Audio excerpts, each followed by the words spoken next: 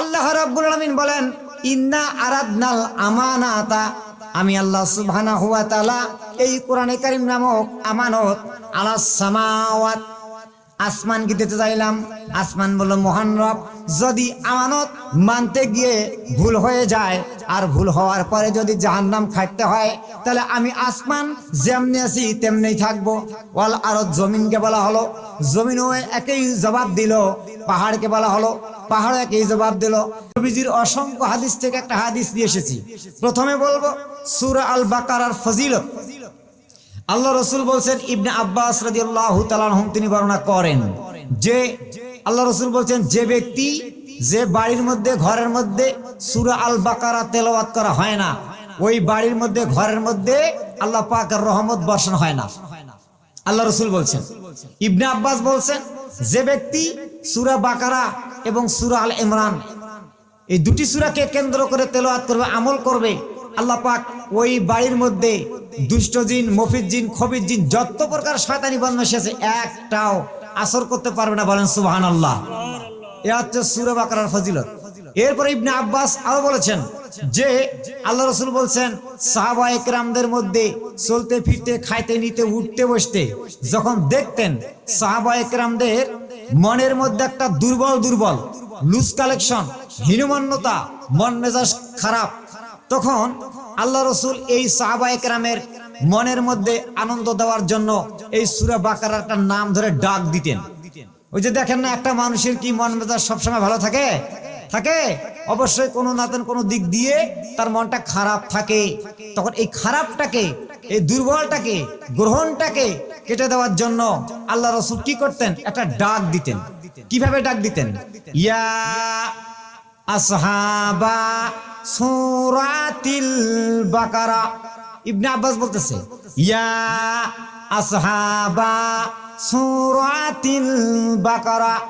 ইবনে আব্বাস রাদিয়াল্লাহু তাআলা আনহু তিনি বর্ণনা করেন, বিশ্বনবী জনাবে মুহাম্মদুর রাসূলুল্লাহ সাল্লাল্লাহু আলাইহি সাল্লাম যখন এই শব্দটাকে প্রয়োগ করে যখন ডাক দিলেন, তখন সাহাবায়ে কেরাম রিদওয়ানুল্লাহি তাআলা আজমাইন বিশ্বনবীর সামনে জামায়াত হয়ে যেতেন, হাজির হয়ে যেতেন। হাজির হয়ে গিয়ে বলছেন, ইয়া রাসূলুল্লাহ, ইয়া হাবিবাল্লাহ, আপনি কি আমাদেরকে ডাক দিয়েছেন? আমাদেরকে অর্ডার করেছেন? আপনি কি আমাদেরকে ডাক দিয়েছেন? আপনি অর্ডার করুন, হুকুম করুন। আপনার হুকুমকে, অর্ডারকে মানার জন্য আমরা সাহাবীরা 100 প্রস্তুতি আছি।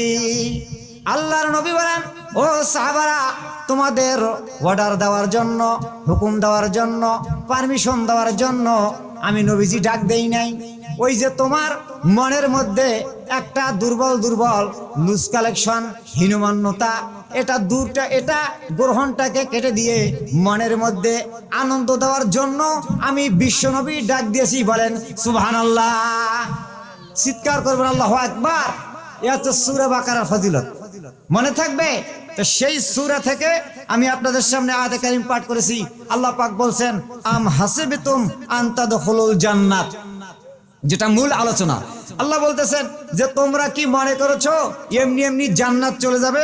অথচ এখন পর্যন্ত ওয়ালাম্মা ইয়াতিকুম মাসালুল লাযিনা খালাউ মিন ক্বাবলিকুম মাসাতহুমুল বাসা ওয়াদ দাররা, যে এখন পর্যন্ত তোমরা ওই সমস্ত লোকগুলোর অতিক্রম পর্যন্ত তোমরা পৌঁছো নাই। তারা কারা? তারা হচ্ছে আদম থেকে শুরু করে ঈসা নবী পর্যন্ত যে সমস্ত নবীর মাধ্যমে আল্লাহ পাক নবী পাঠাইছেন, নবীর উপরে যারা ঈমান এনেছেন, ওই সমস্ত লোকের উপর আসছিল বিপদের উপর বিপদ, আপদের উপর আপদ, কষ্ট, নির্যাতন, বিভিন্ন বালা মুসিবত, কষ্ট দিয়ে আমি কি করেছি? পরীক্ষা করেছি। এই জন্য তোমরা কি করে ভাবলে ঈমান এনেছো, এ কথা বললেই তোমাদেরকে ছেড়ে দেওয়া হবে আর তোমরা জান্নাত যাবে? পরীক্ষা করা হবে না? এখান থেকে প্রমাণ হলো, আমরা যারা মোমেন মুসলমান দাবি করব, আল্লাহ সুবহানাহু ওয়া তাআলা আমাদেরকে কি করবেন? পরীক্ষা করবেন। পরীক্ষা ছাড়া ঈমানের কোনো দাম নাই, মূল্য নাই। যেমন দেখেন যে আপনি বাংলাদেশে 8-10টা সার্টিফিকেট নিয়ে ঢাকায় গেলেন, গিয়ে বলতেছেন যে স্যার এই যে সার্টিফিকেট গুলো নেন আর আমাকে একটা চাকরি দেন। এই কথা যদি আপনি বলেন, তাহলে ওইখানে ওই কি বলে আপনার ওই সরকারি অফিসের ওইখানকার ম্যানেজার স্যার তো দূরের কথা, ওইখানে যারা সিকিউরিটির দায়িত্বে থাকবে এরাই বলবে যে ভাই আপনি ওনার রাস্তা ভুল করে এসেছেন, মেন্টাল হসপিটাল ওই দিকে। এটা কেন বলবে? ওই সার্টিফিকেট নিয়ে গেলে আপনাকে চাকরি দেবে না, কারণ চাকরি নিতে গেলে আপনাকে চাকরি নিবন্ধন করতে হবে, দরখাস্ত দেওয়া লাগবে, ভাইবা হবে, ইন্টারভিউ হবে, হবে না? এই বিভিন্ন প্রকার পরীক্ষা হবে। পরীক্ষা হওয়ার পর আপনি যদি টেকেন তাহলে আল্লাহ রাব্বুল আলামিন আপনাকে তাহলে ওই কি বলে আপনার ওই দুনিয়ার জীবনে চাকরি হইতে পারে। ঠিক অনুরূপ ভাবে আমরা ঈমান এনেছি এ কথা বললেই আল্লাহ পাক জান্নাত দেবে না। ঈমান আনার পর কি করবে? পরীক্ষা করবেন। জবাব আল্লাহ পাক আরে জায়গায় দিলেন।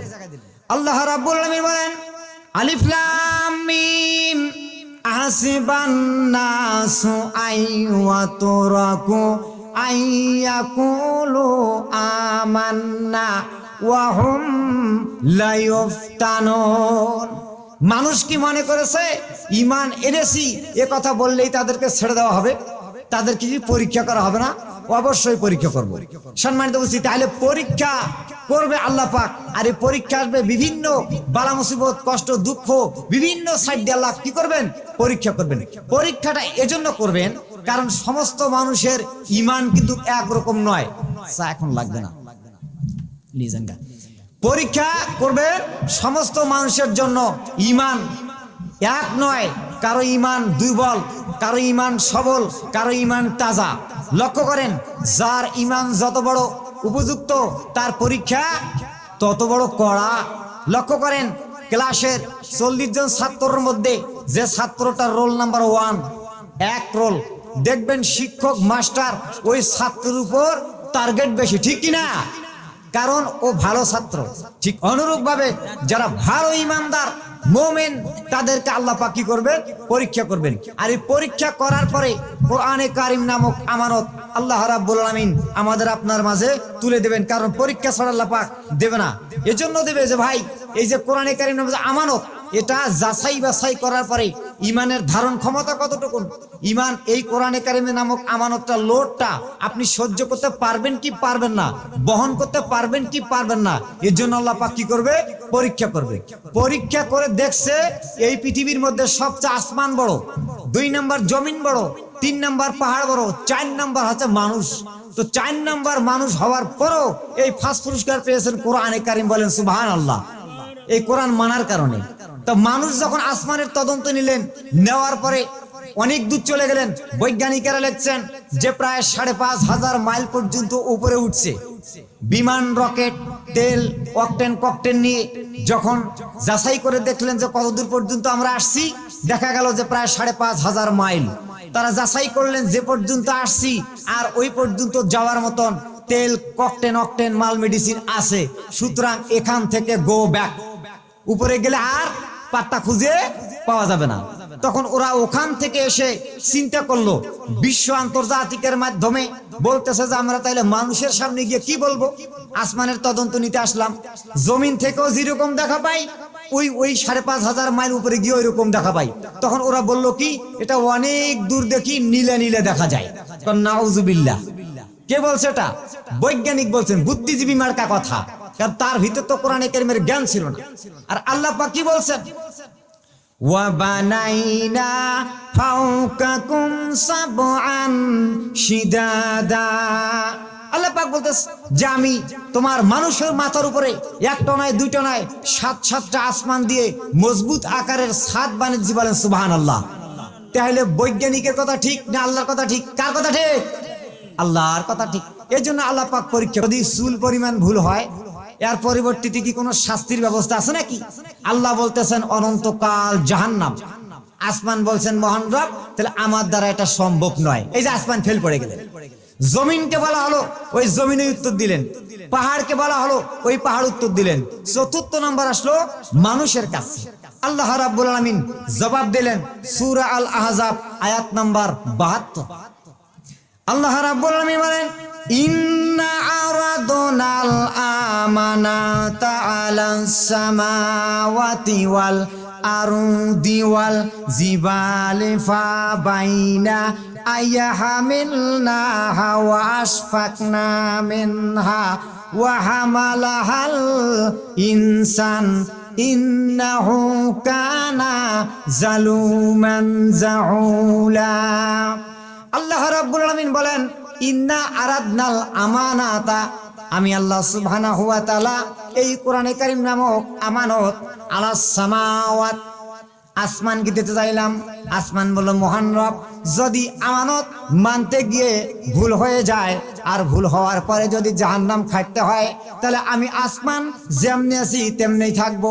ওয়াল আরদ, জমিনকে বলা হলো, জমিনও একই জবাব দিল। পাহাড়কে বলা হলো, পাহাড় একই জবাব দিল।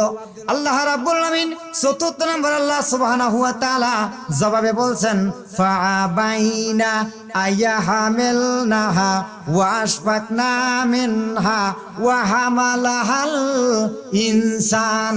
আল্লাহ সুবহানাহু ওয়া তাআলা মানুষকে ডাক দিয়ে বলেন, মানুষ তোমরা কি কও, তোমরা কি আমার আমানত মানবে? মানুষ বলল, মহান রব, যদি আমানত মানতে যাই, যদি আল্লাহ পাক তোমার কোরআন মানি, তাহলে কি পুরস্কার পাবো? আল্লাহ সুবহানাহু ওয়া তাআলা জবাবে বললেন, ও মানুষ, তোমরা যদি আমানত খান মানো, তোমরা তিনটা পুরস্কার পাবে। বাদশাহী পাবে, স্বাধীনতা পাবে, মানুষ তোমার গোলামি করবে। মানুষ বলল, মহান রব, বাদশাহী হব, মানুষ আমার গোলামি করবে, এইরকম লাভ কে আবার চায় না? আল্লাহ সুবহানাহু ওয়া তাআলা জবাবে বললেন, মানুষ শোনো, যদি তোমরা মেনে নাও ঠিক আছে, কিন্তু যদি চুল পরিমাণ ভুল হয়ে যায়, তাহলে অনন্তকাল জাহান্নাম খাটা লাগবে। মানুষ বলছেন, মহান রব, আমরা চেষ্টা করব।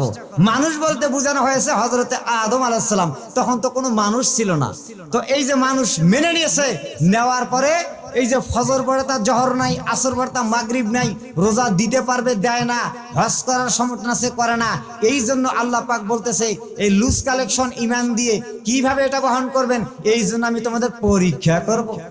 কথা ঠিক কিনা? পরীক্ষা করবে। এই যে কোরআন মানার কারণে আল্লাহ রাব্বুল আলামিন আমাদেরকে একই দিয়েছেন, কোরআনে কারীম দিয়েছেন, সকল কিছুর সৃষ্টির কি দিলেন? শ্রেষ্ঠত্ব দিলেন। এরপরে দেখেন, মানুষকে আল্লাহ রাব্বুল আলামিন এরকম শ্রেষ্ঠ দেওয়ার পরে মানুষের সামনে জমিন দিয়ে দিলেন। জমিনের উপরে আবাদ ছুবাদ, ধান, চাউল, গম, সরিষা, পেঁয়াজ, রসুন, কত কিছু আমরা আবাদ করতেছি না? করার পরে আল্লাহ পাক মানুষের এগুলো আওতায় করে দিলেন। তো জমিনটা যখন করে দিলেন, জমিনটা যাতে করে এগুলো মানুষদেরকে নিয়ে হেলে দুলে কাত হয়ে যেন ভেঙে না পড়ে, সেজন্য আল্লাহ রাব্বুল আলামিন কি করলেন? এই জমিনটার স্থিরটাকে বন্ধ করার জন্য আল্লাহ রাব্বুল আলামিন পাহাড়কে পেরেক মেরে দিলেন। বলেন সুবহানাল্লাহ। সূরা আবাসার মধ্যে আছে যে আমি এই জমিনটাকে, এই জমিনের মধ্যে আমি তোমাকে বিছানা বানিয়ে দিলাম, আর ওয়াল জিবাল আওতাদা, যে পাহাড়টাকে পেরেক মারলাম, যার কারণে এইটাকে হেলে দুলে ভেঙে যেতে না পারে। তো এরপরে যখন এই জমিনের কাঁপুনিটা বন্ধ হয়ে গেল, যখন জমিনের কাঁপুনিটা বন্ধ হয়ে গেল পাহাড়ের কারণে, তখন এই কি বলে আপনার ফেরেশতারা তখন আশ্চর্য হয়ে গেল যে বিশাল আকার জমিন, আরে সামান্য পাহাড় দিয়ে আর কাঁপুনি বন্ধ হয়ে গেল, তাহলে তো জমির থেকে পাহাড় বড় হয় কি না? হাদিস শরীফের মধ্যে আসছে, তখন ফেরেশতারা এরকম নিয়ে একটা সমাগমা করতেছে যে এটা কেমন কথা, বিশাল আকার জমিন আর সামান্য পাহাড়ের কারণে এটা বন্ধ হয়ে গেল। তখন হাদিস শরীফের মধ্যে আসছে, হাদিস বর্ণনা করেছেন আনাস বিন মালিক আন্নান নবী সাল্লাল্লাহু আলাইহি সাল্লাম ক্বালা লাম্মা খালাকাল্লাহুল আরদা জাআলাত আতাইয়াদু ফাখালাকাল জিবালা, যখন দিলেন তখন এটা বন্ধ হয়ে গেল। ফেরেশতারা তখন আল্লাহ পাকের কাছে এটা প্রশ্ন তুলে ধরলেন। ফেরেশতারা বলেন, ফাকালা ইয়া রাব্বা হাল মিন খালকিকা শাইউন আসাদ্দু মিনাল জিবালে। ফেরেশতারা বললেন, মহান রব, আপনি বিশালাকার জমিন সৃষ্টি করলেন, জমিনের কাঁপন বন্ধ করবার জন্য জালাত আতাইয়াদু ফাকালাকাল জিবালা, পাহাড়কে পেরেক মারলেন, যার কারণে জমিনের কাঁপন বন্ধ হয়ে গেল। তাহলে তো জমির চেয়ে পাহাড় শক্তিশালী না পাহাড়ে পরে আরো কোন শক্তিশালী আছে? আল্লাহ সুবহানাহু ওয়া তাআলা জবাবে বলছেন, ক্বালা নাম আল হাদিদ। আল্লাহু আকবার। আল্লাহ সুবহানাহু ওয়া তাআলা হ্যাঁ আছে। আরে পাহাড় তো পাহাড়, পাহাড়ের চারো বড় জিনিস আছে, সেটা হচ্ছে হাদিদ, মানে কি? লোহা। দেখেন কোরআনে কারিমের মধ্যে একটা সূরা আছে আল হাদিদ, 25 নম্বর আয়াত দেখবেন, 25 নম্বর আয়াতের মাঝারাংশ আল্লাহ রাব্বুল আলামিন বলেন, وأنزلنا حديد فيه بأس شديد ومنافع للناس। আল্লাহ রাব্বুল আলামিন বলেন, আমি আসমান থেকে লোহাকে নাজিল করেছি, এই লোহা দিয়ে বিশাল আকার বিভিন্ন প্রকার মেশিনারি জিনিস তৈরি হবে। এই মেশিন দিয়ে পাহাড়কে কেটে কেটে টুকরো টুকরো করে ফেলবে। সুতরাং পাহাড়ের চেয়ে লোহা হলো শক্তিশালী। ফেরেশতারা বলেন, ক্বালা ইয়া রাব্বা হাল মিন খালকিকা শাইউন আসাদ্দু মিনাল হাদিদ। মহান রব, তাহলে বিশাল আকার পাহাড়কে যদি লোহা কেটে কেটে টুকরো টুকরো করে ফেলে দেয়, তাই তো লোহা বড় হয়ে গেল না? লোহার পরে আরো কোন শক্তিশালী আছে? আল্লাহ সুবহানাহু ওয়া তাআলা জবাবে বলছেন, ক্বালা নাম আন্নার। আছে আগুন। আগুন যদি প্রজ্বলিত হয়ে যায়, তখন লোহাকে কি হয়ে যায়? পুড়ে পুড়ে পুড়ে মোমের মতন গলায় দিতে পারে। সবচেয়ে আগুন বড়। ফেরেশতারা বলেন, ক্বালা ইয়া রাব্বা হাল মিন খালকিকা শাইউন আসাদ্দু মিনান নার। মহান রব, তাহলে বিশাল আকার লোহাকে আগুন পুড়ে পুড়ে যদি মোমের মতন গলায় দিতে পারে, তাহলে তো আগুন বড় হয়ে গেল না? আগুনের পরে আরো কোন শক্তিশালী আছে? আল্লাহ সুবহানাহু ওয়া তাআলা জবাবে বলছেন, ক্বালা নাম আল মাই। আছে পানি। পানি যদি আগুনের মধ্যে ঢেলে দেওয়া হয়, কি হয়ে যায়? আগুন নিভায় যায়। ফেরেশতারা বলেন, ফাকালা ইয়া রাব্বা হাল মিন খালকিকা শাইউন আসাদ্দু মিনাল মাই। মহান রব, যদি আগুনের মধ্যে পানি ঢেলে দেওয়া হয়, তখন তো আগুন নিস্তব্ধ হয়ে যায়, আগুন নিভায় যায়। তা তো পানি বড় হয়ে গেল না? পানির পরে আরো কোনো বড় আছে? আল্লাহ সুবহানাহু ওয়া তাআলা জবাবে বলছেন, ক্বালা নাম আর-রাইহু। আছে। আরে পানি তো পানি। যখন প্রচলিত ঘূর্ণিঝড় বাতাস প্রবল বেগে ওঠে, তখন সাগরের পানি পর্যন্ত উড়িয়ে নিয়ে যায়। বলেন সুবহানাল্লাহ। তাহলে বাতাস বড়। কে হয়ে গেল? বাতাস। ফেরেশতারা বলেন, ফাকালা ইয়া রাব্বা হাল মিন খালকিকা শাইউন আসাদ্দু মিনার রাইহু। মহান রব, যদি প্রচন্ড বাতাসের বেগে পানিকে যদি উড়িয়ে নেওয়া হয়ে যায়, তা তো বাতাস বড় না? বাতাসের চেয়ে আরো কোন শক্তিশালী আছে? আল্লাহ সুবহানাহু ওয়া তাআলা জবাবে বলছেন, ক্বালা নাম ইবনে আদামু ইয়াতাসাদ্দাকু বিয়ামিনিহি। আল্লাহ সুবহানাহু ওয়া তাআলা জবাবে বলতেছেন, বনি আদম সন্তান যদি ডান হাত দিয়ে দান সদকা করে খয়রাত করে, তাহলে ওই দান সদকা সবচেয়ে পৃথিবীর শক্তিশালী। বলেন সুবহানাল্লাহ।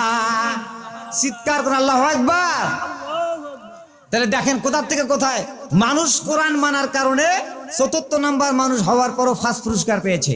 এরপরে এই জায়গায় দেখেন, লোহার কাছে জমিন পাহাড় ছোট হয়ে গেল, আগুনের কাছে পানি বড় হয়ে গেল, পানির কাছে বাতাস বড় হয়ে গেল, বাতাসের কাছে কি হয়ে গেল? দান সদকা সবচেয়ে বেশি। এজন্য পাশাপাশি নামাজ, রোজা, হজ যেমন ফরজ, ওয়া আকিমুস সালাত ওয়া আতাউজ যাকাত, অনুরূপভাবে দান করতে হবে। এই যে এটা উদ্যোগ উন্নতি দিন গ্রহণ করেছো। আরে বেটা, তুমি তো একজন সলিমউদ্দিন নঈমউদ্দিন, আমি তো নেতার ছেলে। তোমার সঙ্গে তর্ক বিতর্ক করলে আমার মান সম্মানের ক্ষতি হবে। সুতরাং এর পয়সা মোহাম্মদ দেবে। আসিফ নোয়েলের কথা শুনে খাব্বা বলছেন, নেতা কেমন কথা যে কাজ করলাম আপনার, মোহাম্মদ পয়সা দেবে মানে? তা বলতেছে, শোনো, আমাদের দেশ, আমাদের আইন, আমাদের সব কিছু আমরা দিয়েছি, তো আমাদের আইনকে না মেনে, আমাদের আইনকে সমর্থন না দিয়ে তুমি মোহাম্মদের দিনকে গ্রহণ করেছো, এর পয়সা মোহাম্মদ দেবে, আমি পয়সা দিতে পারবো না। এরপরে খাব্বাব রাদিয়াল্লাহু তাআলা বলছেন, নেতা শোনো, পয়সা তো দিলে না, তাহলে শোনো, যদি মারা যাও, মারা তো যাবো, কাল কিয়ামতের ময়দানে হলেও আপনাকে এর মজুরি দিতে হবে। তখন আসিফ নোয়েল এই কথাটা শোনার পরে তিনি একটু খিলখিল করে হেসে উঠলেন, যে কি আবার কিয়ামত হবে, হাসর হবে, এরকম হবে নাকি? অবশ্যই হবে। আমি ইসলাম কবুল করেছি, নবীজির হাদিস শুনেছি, আল্লাহ পাক কোরআনে কারিমে বলেছে অবশ্যই কিয়ামত হবে, বিচার হবে, হওয়ার পরে এক দল জান্নাত যাবে আর এক দল জাহান্নাম যাবে, ওই দিনও আমি তোমার কাছ থেকে আদায় করব। তখন আসিফ নোয়েল বলছেন, কিয়ামত যদি হয়, ওইখানে যদি উঠা লাগে, তাহলে এই যে দুনিয়ার মধ্যে আমার যে সম্পদ, আমার যে ধন সম্পদ, আমি ওইখানেও এরকম পাবো।